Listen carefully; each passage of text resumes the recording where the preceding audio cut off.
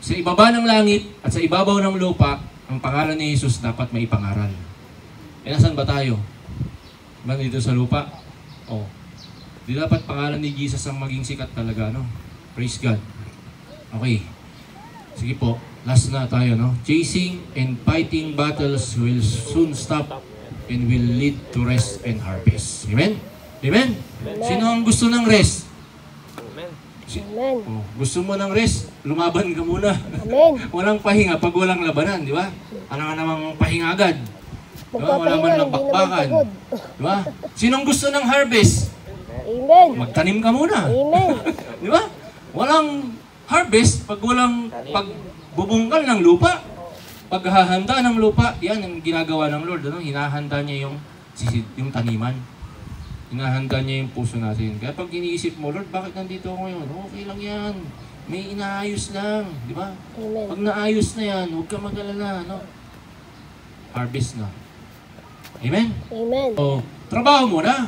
Amen. Sabi mo sa katabi mo, trabaho muna. Trabaho muna. Laban muna. Diba? Laban muna. Alam mo yung ending, maganda.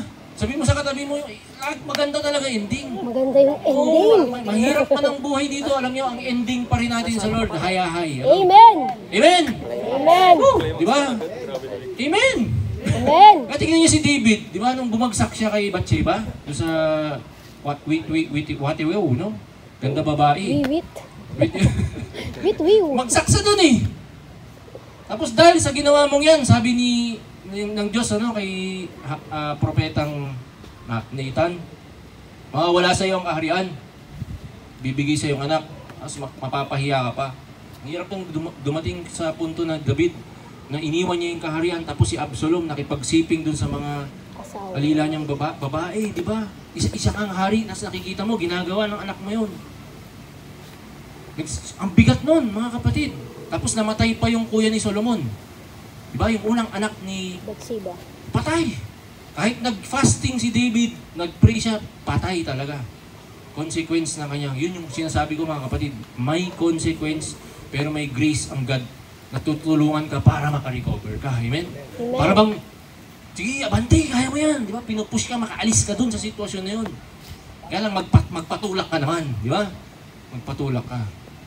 Hindi ka laging nasa kuweba. Gusto mo lagi ka sa kuweba. Di ba? Si Joseph, ano kayang pakiramdam niya nung nandun siya sa ilalim? Ano? Yung 11 kapatid niya. Walang natira, no? Yung isa pala babalik, di ba? Pagbalik, binenta naman siya. Isa lang, ano, yung nagtanggol sa kanya, di ba? Hirap nun. Pero naka-recover siya. Amen. May nabasa ba kayong verse sa buhay ni Joseph na nagmukmuk siya? May nabasa ba kayong verse sa buhay ni Joseph na nagtanong siya sa Diyos? May nabasa ba kayong verse na sinisisi niya ang Diyos? Wala. Nagtuloy si Joseph, di ba? Pinagbintangan pa. Di ba? Na pumatol dun sa asawa ni Potiphar. Kasi magandang lalaki. Pero, no compromise. Sabihin nga natin, no compromise. No compromise. Kung kinaya ni Joseph, kinaya ni Daniel, kaya din natin yan. Amen. Nasa sa atin lang kung papatulan natin yung conviction. Sabi niyo nga conviction. Yan ang trabaho ni Holy Spirit, convict. Ops, anak. Kumbaga, I'm convicting you. Don't do that. Di ba? Ganon. Trabaho ni Holy Spirit yun. Kasi pag hindi mo pinatulan yung conviction, ang susunod dun, guilt. Mabigat. Kasi hindi mo pinatulan yung conviction ni Holy Spirit, parang sinasabi niya, ops, sinabi ko na sa'yo.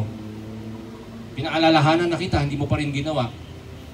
Ready to go and face the consequence. But don't worry, my grace is with you. Yan ang sinasabi ng Lord. Amen? Amen. Okay lang yan, David, Joseph, Jonas. O, pangalan mo. Kurt. Kurt. Diba?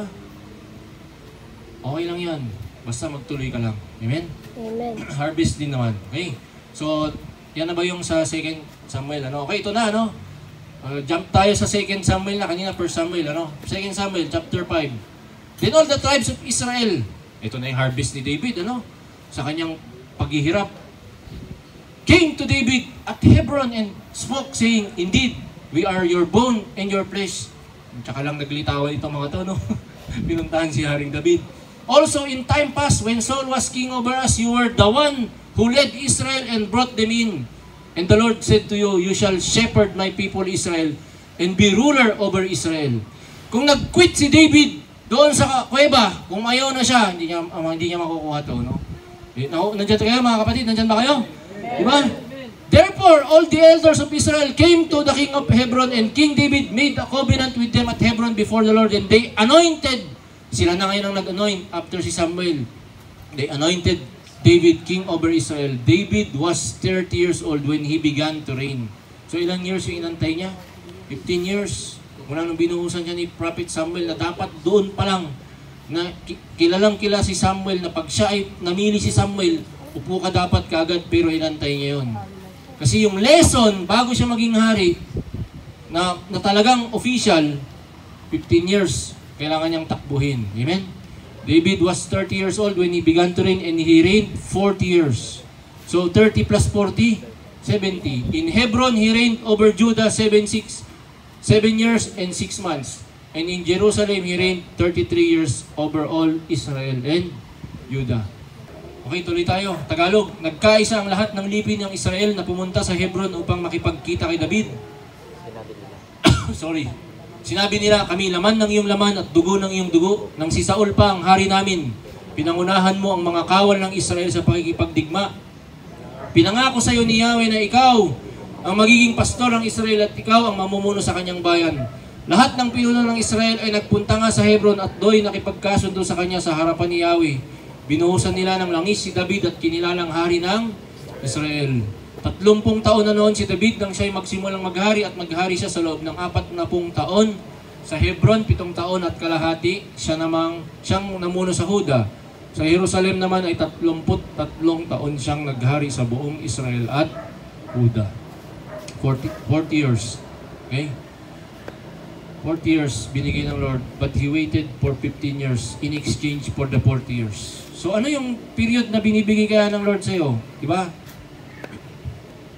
Glory to God, sa March, magti-10 years na tayo naglilingkod kay Lord, ano? Sa Diyos ang papuri. Amen. Maaaring doon sa 10 years na yon, no? may binibigay, inaantay, may tinuturong Lord sa atin. Minsan, kausap ko nga si Pastor Efren, sabi ko, "Pastor, naiinip na ako. Wala pa kaming building." Sabi sa akin ni Pastor Efren, "Kung may naiinip sa atin, ako dapat yun." Sabi niya. Kasi 64 na ata si Pastor Efren, wala pa rin building ang main. Pero may nakita silang lupa doon, ano, malapit sa may downtown, binibenta ng 3.25 million. So ang prayer, bago matapos itong taon na ito, mabili na yung lupa na yun. Amen. And I'm willing to wait, no? Makakapag-antay ako. Gusto ko makita, mauna muna ang main, maitaguyod din yung building nila. I believe, pwede silang gamitin ng Lord para tayo naman ay i-bless. Hindi dapat tayo nagmamadali. Amen? Amen. Amen? Amen. Tayo magmadali. Maganda, nakikita natin yung mga nauna sa atin na pinagpapala ng Diyos. Tingnan nyo si David, bago tayo mag-conclusion. Nung nalaman niya, yung taong pumatay kay Saul, sabi niya, "Di ba, bakit mo pinagbuhatan ng kamay ang pinili ng Diyos?" Nagalit siya doon, pinapatay niya yung taong yun. Yung anak ni Saul natutulog, pinatay ng may mga pumatay nung dinala nila yung ulo ng anak ni Saul kay David. "Ito na, napaghiganti ka na namin." Ano sabi ni David? "Bakit niyo pinagbuhatan ng kamayan? Walang kalaban-laban. Kung si Saul, pumatay sa kanya, patay din kayo." Ganun yung respect, ganun yung honor na ginawa ni David kay Saul, kahit si Saul ay medyo magaspang. Ano? Alam kasi ni David na si Saul ay pinili din ng Diyos. Amen. Naunawaan po natin. So magandang attitude yon na wait, yung season mo talaga darating din yan, pero let them move on, di ba? Parang si Jacob. Di ba si Jacob, bago siya humarap kay Esau, na i-prepare na rin siya ng Lord. Kaya nung haharap siya kay Esau doon sa kanyang kapatid, ang dami niya ng parang i-offer doon sa kanyang kapatid para lang makita niya na napatawad na siya ng kapatid. Pero sabi ni Esau sa kanya, sapat na yung mayroon sa akin, sa iyo na lang yan. O tingnan nyo, kahit nag-prepare ka pa ng sarili mong plano, may inaayos pala ang Lord doon sa tao yun. Amen? Naunawaan po natin. Minsan paraan natin yung gusto natin eh. Pero may paraan si Lord. Sabi ni Esau, okay na, mayaman na rin ako. Pinayaman din ako ni Lord. Di ba? Okay, so may timing talaga ang Panginoon. Ano? Okay, so in conclusion na to, no? Ito yung nangyari kay Jonas eh, kasi nabanggit natin si Jonas, di ba? Then Jonah, ito yung nilunok siya ng malaking isda, no? Hindi naman baliw na yun eh. Basta malaking isda lang, sabi ng Bible, big fish. Then Jonah prayed to the Lord his God from the fish belly, and he said, I cried out to the Lord. O tingnan nyo, kung kailan naman kasi, kung kailan nilunok ng isda, tsaka lang iiyak, ano? I cried to the Lord, sabi niya, because of my affliction, and He answered me. Sumagot ang Lord, out of the belly of Sheol I cried, and you heard my voice, for you cast me into the deep, into the heart of the seas, and the flood surrounded me, and all your billows and your waves passed over me. Verse 4, then I said, I have been cast out of your sight, yet I will look again toward your holy temple. Nakatingin pa rin siya kay Lord, ano? The waters surrounded me even to my soul, the deep closed around me, weeds were wrapped around my head. I went down to the moorings of the mountains, the earth with its bars closed behind me forever. Yet, you have brought up my life from the pit, O Lord, my God. Minsan ano, kailangan patunayan pa talaga ng Diyos na talagang Diyos siya sa buhay mo. Tsaka ka lang magsasabi talaga na, opo, Panginoon ko at Diyos ko. Susunod po ako sa iyo. Amen? Amen. So, Tagalog. Habang si Jonas ay nasa tiyan ng isda, nanalangin siya ng ganito, Yahweh, nang ako'y nasa kagipitan, nanalangin ako sa inyo, at sinagot ninyo ako. Mula sa daigdig ng mga patay, ako ay tumawag sa inyo at dininig ninyo ako. Tinapon ninyo ako sa kalaliman, sa pusod ng karagatan, nabalot ako ng malakas na agos ng tubig at malalaking alon ang sa akin ay tumabon. Akala ko'y malayo na ako sa inyo. Minsan ganyan tayo, no? Sa mga kasalanan ko, sa mga maling decision ko, parang pakiramdam mo malayo ang Diyos. No. Tayo lang yun. Feelings mo lang yun. Sabi mo sa tabi mo, feeling mo lang yun. Feeling mo yun. Pero malapit si Lord. Amen. Andyan lang, inaantay lang niya, no? Natawagin natin siya. Hinigop ako ng kalaliman hanggang sa tuluyang lumubog na puluputan ng aking ulo ng mga halamang dagat. Ako'y bumaba sa paanan ng mga bundok, sa libingan ng mga patay. Ngunit mula rooy, buhay akong iniahon, O Diyos, O Yahweh. Amen? So pag nakuha mo na yun, nandun ka sa darkest, sa malalim, sa mabigat na sitwasyon, tumawag ka lang. Ba? Panginoon, saklolo. Ang ganda nun yung bang, Lord, pangunahan mo naman ako. Tulungan mo naman ako. Ba? Sigurado nandun ka eh. May time na gusto mo lang gumive up, gusto mo lang bumalik sa dati mong buhay, di ba? Kaya lang, tumawag ka lang kay Lord. Ang inaantay lang ni Lord talaga sa atin, tumawag. Call unto God. Amen? Tawagin lang natin siya. Ang inaantay lang pala ng Lord, call. Tawag. Problema ka ngayon? Anong problema mo ngayon? Pera? Huwag akong tawagan mo, si Lord. Amen? Amen.